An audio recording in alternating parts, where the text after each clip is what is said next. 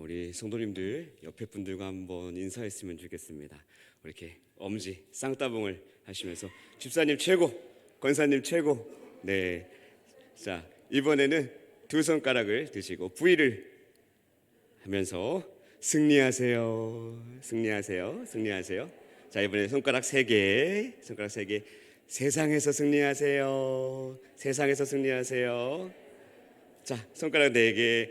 사랑합니다, 사랑합니다. 자, 손가락 다섯 개. 옆에 분들과 하이파이브 하시면서 오늘도 화이팅! 네. 감사합니다. 제가 신대원 다닐 때요, 한 교수님께서 수업 때마다 이와 같은 인사를 하시는 거예요. 그 당시에는 이제 이게 뭐야, 막 좀 유치한 것 같기도 하고 막 그랬어요. 그런데 지금 그 교수님 얼굴도 가물가물하고 수업 내용은 전혀 기억이 안 나는데 이 인사는 기억이 나는 거예요. 그래서 우리 앞으로 성도님들과 인사할 때 이런 방식으로 하면 참 좋겠다, 그렇게 해서 한번 해봤습니다. 오늘도 하나님 앞에 구별하여 예배하신 우리 성도님들 진심으로 사랑하고 축복하고 환영합니다. 오늘도 하나님의 크신 은혜가 이 자리 가운데, 예배 가운데 임하기를 간절히 소망합니다. 사랑하는 성도님들, 자녀들이 태어나고 그 아이들이 자라가는 그 과정을 보면서 어떠셨어요? 또 그 과정을 지금 지켜보면서 어떠신가요? 하나님의 은혜 안에서 우리의 자녀가 건강하게 자라기를, 또 하나님의 인도하심 따라 선한 길을 따라가기를, 이와 같은 기대를 가지고 하나님께 간절히 기도하셨으리라, 또 기도하고 계시리라 생각됩니다. 또 자녀들의 그 진학과 취업과 또 결혼, 이런 긴장의 시간들을 보내기도 하셨을 것이고요. 때로는 자녀들의 원치 않는 질병으로, 또 여러 갈등과 이 답답한 일들을 마주할 때도 있으셨을 것 같아요.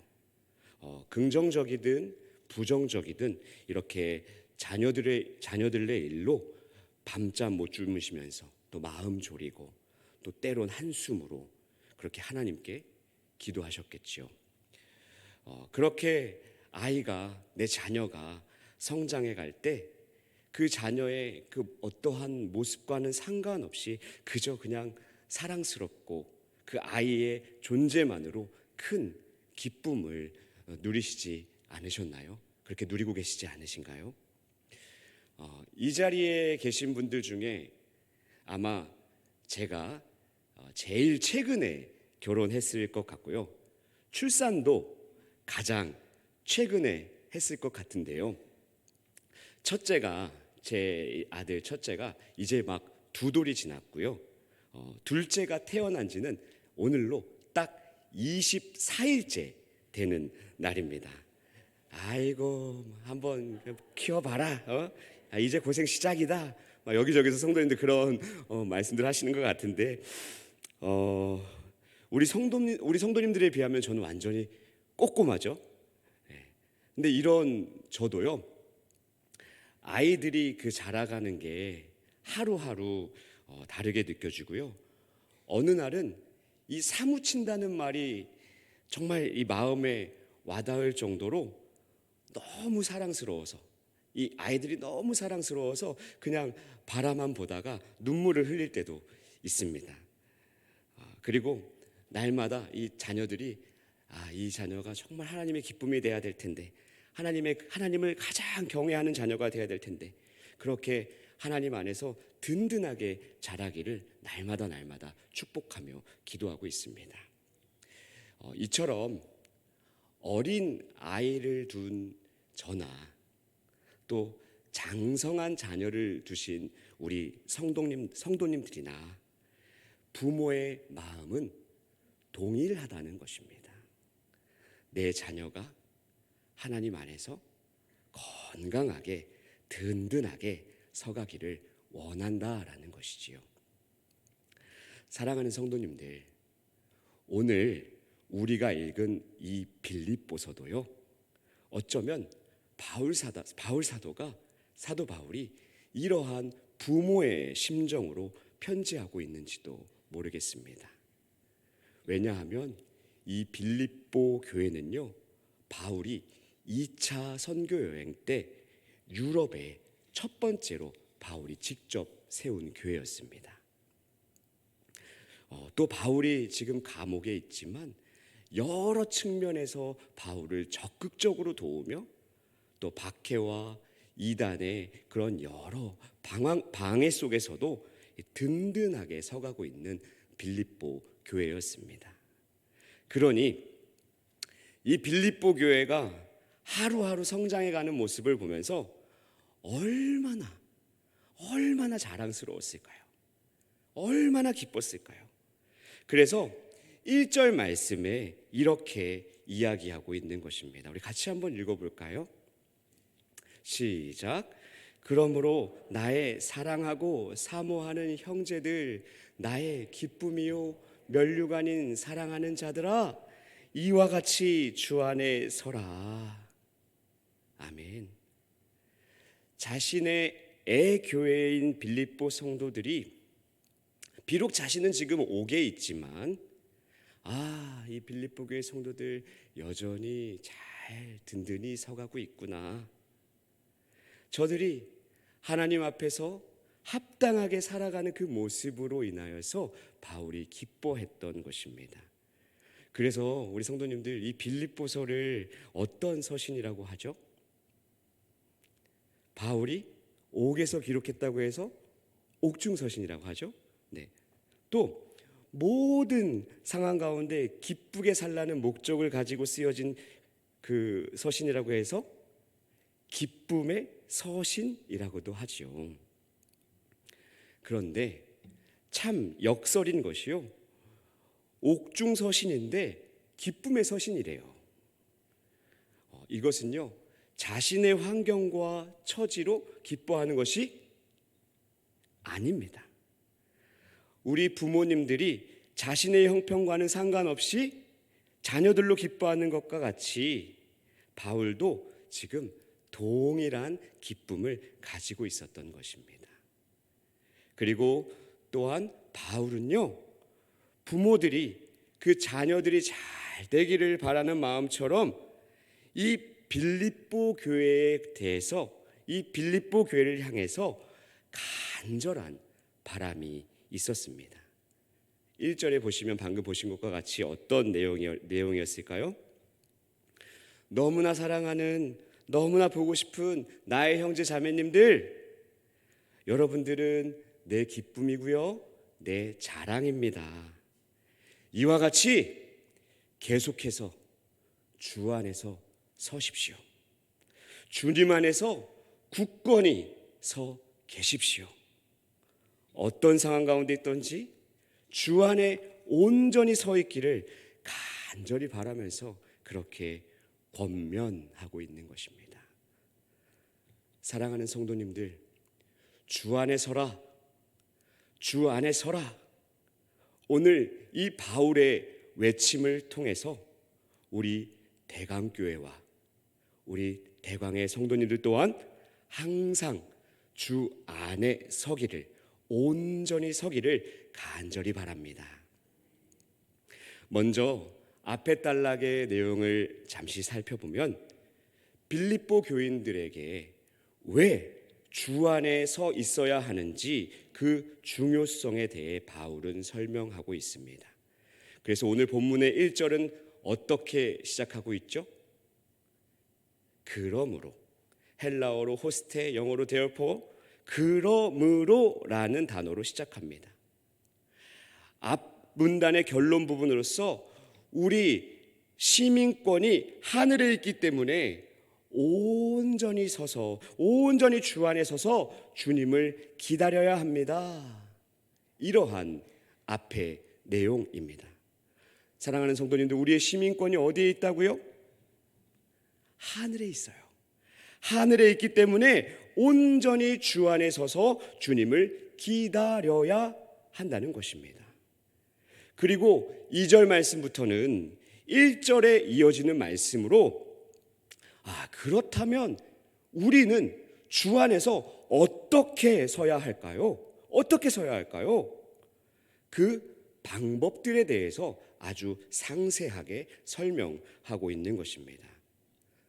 사랑하는 성도님들, 우리가 주 안에서는 첫 번째 방법은요, 2절 후반부에 기록된 것과 같이 주 안에서 같은 마음을 품어야 한다는 것입니다. 어떤 마음이요?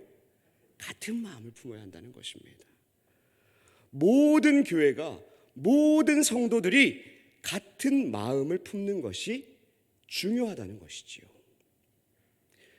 앞에 2장의 내용을 봐도 알 수 있듯이 우리가 그리스도 안에서 무슨 일을 하기 이전에 뜻을 합하여 마음을 합하여 오직 겸손한 마음으로 각자 자기보다 남을 좋게, 즉 낮게 좋게 여기라고 말씀하고 있습니다.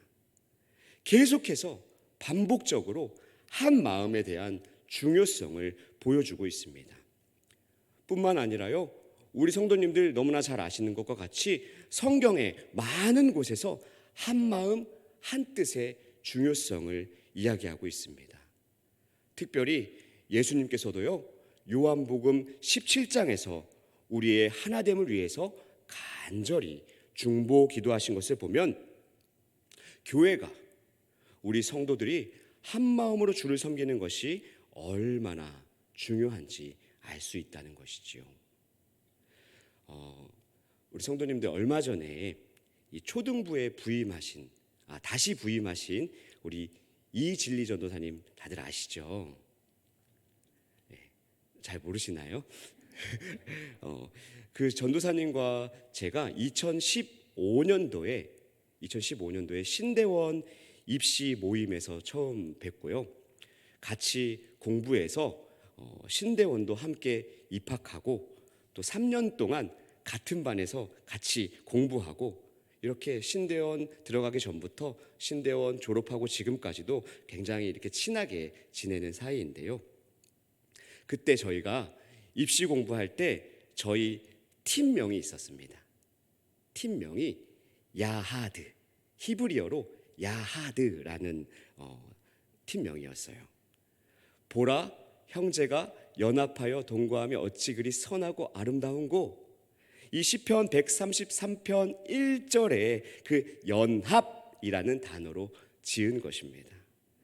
이 단어는요, 하나됨, 연합됨, 모두 동시에, 모두 함께라는 단어로 사용되는데요. 언제나 하나님을 향해서 한 마음을 가지고 모두 함께 같이 입학하자는 그러한 의미였습니다. 그렇게 한 마음으로 서로 도와가며 같이 입학을 하게 되었죠. 그러한 모습을 형제가 이 한 마음을 가지고 연합하는 것을 시편 기자는 뭐라고 표현했어요? 선하고 아름답다라고 표현했습니다.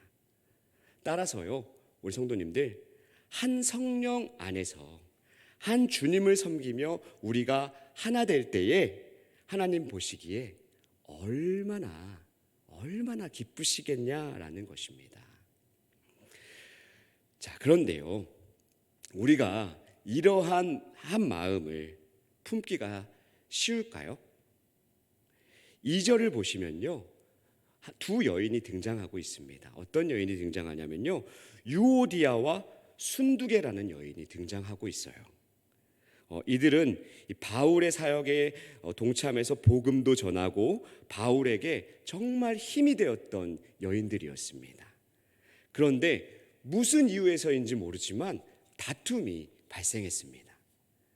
이렇게 지금 공개적인 편지에 언급될 정도면 그 불화가 상당했던 것 같아요.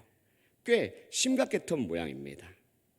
그러므로 바울은 이 여인들에게 단순한 권면을 넘어서 간청을 하고 있는 거예요. 저기요, 이 여인들, 주 안에서 같은 마음을 품으십시오. 제발 주 안에서 같은 마음을 품으십시오. 사랑하는 성도님들, 여기서 우리가 깨닫게 되는 것이 무엇입니까? 교회 안에서 믿음 생활을 함께 하지만 같은 마음을 품기가 참 어렵다는 것입니다. 지금 유오디아와 순두개가 세상 일을 하다가 다툼이 생긴 것이 아니에요.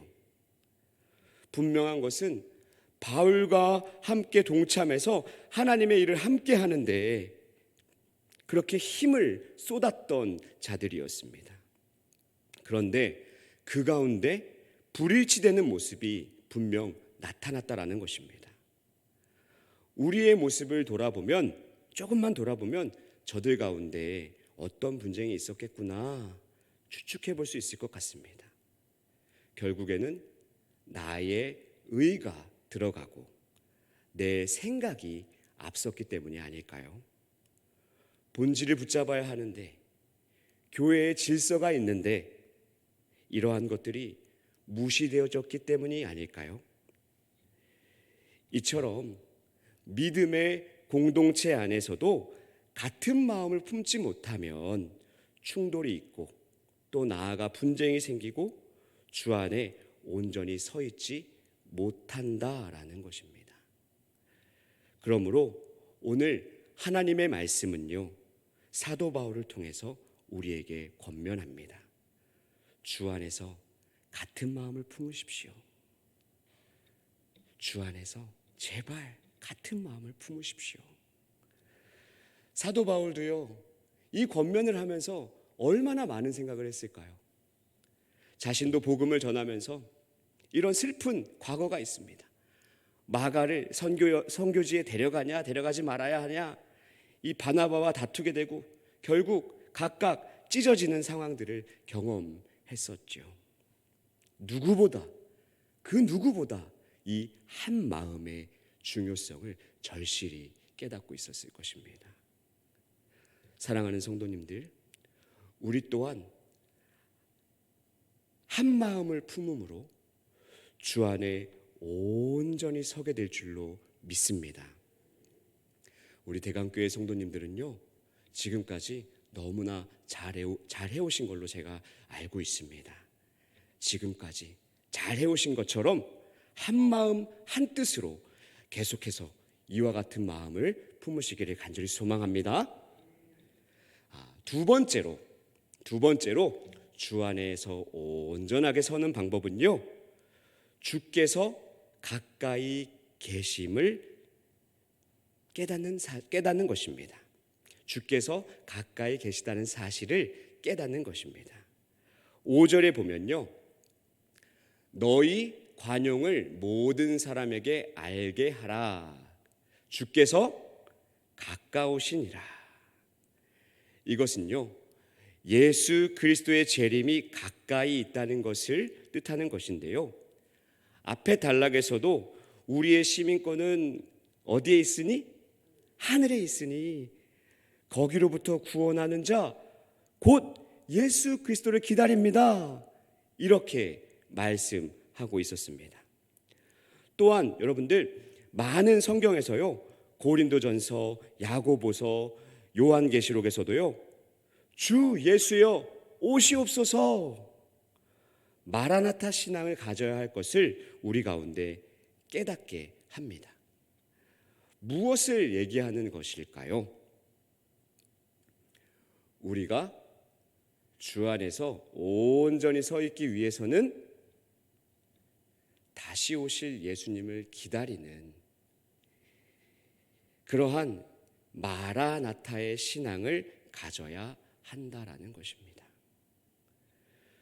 주님께서 반드시 이 땅 가운데 오신다는 사실을 믿고 그 날이 가까이 있음을 또 믿는 것입니다. 그런데요, 사랑하는 성도님들, 이 사실이 믿어지시나요? 예수님의 재림이 가까이 있다는 사실이 믿어지시던가요? 나와는 별로 상관없는 일로 여기고 또 우리의 신앙생활 가운데서도 딱히 중요하게 여기지 않는 것 같습니다. 어쩌면요, 그냥 당연한 일이기 때문에 주님께서 오실 것이 그냥 너무나 분명하기에 또 어쩌면 그냥 주님께서 당장 내일 오시지 않을 거라는 확신 속에 또 착각 속에 우리는 별로 대수롭지 않게 여길 수 있다라는 것입니다. 그렇다면 왜 주님께서 가까이 계신 것이 우리에게 중요할까요? 이 땅에서의 삶만 생각하면 어때요? 세상에 일희일비하며 살아갈 수밖에 없습니다. 그렇게 세상 가운데 매몰되어서 근심하며 걱정이 끊임없는 삶을 살게 된다라는 것입니다. 그러나 한번 생각해 볼까요? 예수님께서 오실 그때에 믿지 않는 사람들은, 믿지 않는 세상은 근심과 두려움과 슬픔뿐이지만, 심판뿐이지만 예수 그리스도를 믿는 저희들에게는 어떤가요? 구원과 기쁨의 날이 되는 줄로 믿으시기 바랍니다. 하나님이 계획하신 영원한 샬롬을 누리게 되기 때문입니다. 육신의 고통도 근심도 어디 다툴 일도 없고요. 어떤 세상의 수고나 스트레스도 없는 것이지요. 따라서 주님의 재림은 시련과 환난 가운데서도 우리가 담대할 수 있는 이유이고, 세상 권력 앞이나 세상 부나 어떤 세상의 지식 앞이나 당당할 수 있는 이유가 되는 것입니다. 그러므로 주님께서 오실 날이 진짜 가까워졌다면 우리는 신랑 되신 예수 그리스도를 기뻐할 수밖에 없고, 그날이 가까워졌기에 우리의 삶 또한 관용을 베풀 수밖에 없는 넉넉한 삶을 살아갈 수밖에 없다라는 것이죠. 우리 성도님들 혹시 말년병장의 모습 한번 생각해 보시겠어요? 제대를 앞두고 있는 이 말년병장의 모습이 어떨까요? 그렇게 여유로울 수가 없어요. 왜요? 집에 갈 날이 얼마 안 남았기 때문에. 그렇게 무서웠던 고참인데요, 그렇게 넉넉한 마음을 가질 수가 없어요. 말년병장이 되면 그렇게 좋은 사람으로 변화가 됩니다. 왜요? 집에 갈 날이 가까우니까요. 사랑하는 성도님들, 우리가 신앙생활을 할 때에 주께서 오실 날이 항상 가까이 있음을 기억하시면서 기쁜 마음으로 모든 사람에게 주님의 사랑을 베푸시는 저와 우리 모든 성도님들 되시기를 간절히 소망합니다. 그때에 주 안에 온전히 서게 될 뿐만 아니라 우리를 통하여서 많은 영혼들이 예수 그리스도를 알게 될 줄로 믿습니다. 이제 마지막으로요, 우리가 주 안에 온전히 서는 방법은요, 6절 말씀입니다. 우리 같이 한번 한 목소리로 함께 읽어보겠습니다. 아무것도 염려하지 말고 다만 모든 일에 기도와 간구로 너희 구할 것을 감사함으로 하나님께 아뢰라. 아멘. 어떤 세상적인 염려, 세상의 문제들, 마음의 상처 다 벗어버리고 다만 모든 일에 기도와 간구로 우리의 구할 것을 무엇으로?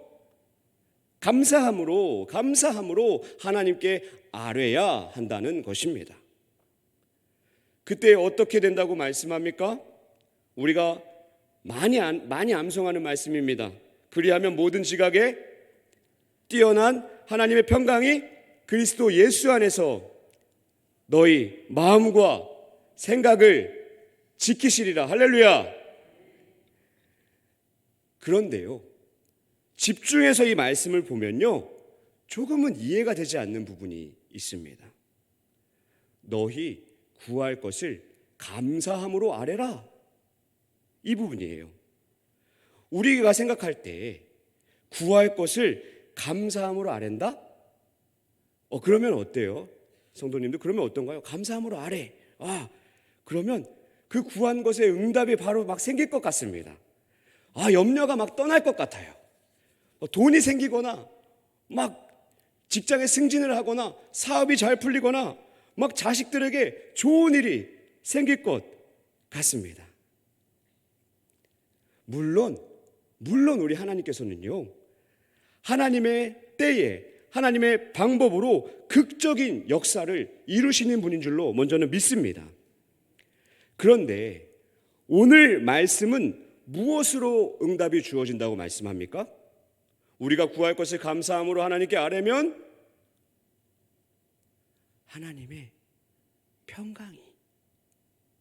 하나님의 평강이 우리 가운데 주어지고 그 평강으로 말미암아 예수 그리스도 안에서 마음과 생각을 지켜주신다고 말씀하고 있습니다. 왜 하나님께서 우리가 감사함으로 아뢰면 이거 주겠다 저거 주겠다 그러한 어떤 물질적인 풍요로운 복을 약속하시지 않고 마음과 생각을 지키신다고 말씀하셨을까요? 그 어떤 것보다 우리의 마음이, 우리의 생각이 중요하기 때문입니다. 우리 인생의 마음이 어떤가요? 순간순간 바뀌는 것이 우리의 마음이고 근심과 걱정이 늘 떠나지 않는 것이 우리의 생각입니다. 또 하다못해 창세기에서 인간의 마음은 어떻다고 말씀합니까? 태어날 때부터 악하다고 그렇게 말씀하고 있습니다. 성령의 조명하심을 받지 않는 우리의 마음과 생각은 주 안에 온전히 설 수 없다라는 것입니다. 따라서 우리의 마음을 날마다 새롭게 하지 않으면 주 안에 온전히 설 수 없기 때문에 지금 우리의 어떤 필요보다 우리의 마음을 지켜주신다는 사실입니다. 그러므로 우리가요, 주 안에 온전히 서기 위해서는요, 바로 기도와 간구로 하나님께 날마다 그렇게 나가야 할 줄로 믿습니다. 우리가 기도할 때에 우리의 마음이 하나님께로 향하게 되고 나의 자리를 깨닫고 겸손하게 되는 줄로 믿습니다. 그러므로 모든 것을 하나님께 맡기시고 기도와 간구로 하나님의 평강을 얻으시는 우리 대광의 모든 성도님들 되시기를 간절히 소원합니다. 그때에 우리의 마음과 생각을 지켜주시고 주 안에 온전히 서게 될 줄로 믿습니다. 사랑하는 성도님들, 말씀을 정리하면서 잠시 우리가 이 바울의 상황을 한번 생각해 봤으면 좋겠습니다. 지금 바울 사도의 형편이, 상황이 어떤가요? 지금 바울 사도는 로마의 감옥에 갇혀 있는 상황입니다. 자유롭지 않은 상황입니다. 그런데 이러한 상황 가운데서 주 안에 서 있기가 쉬웠을까요? 쉽지 않았겠죠.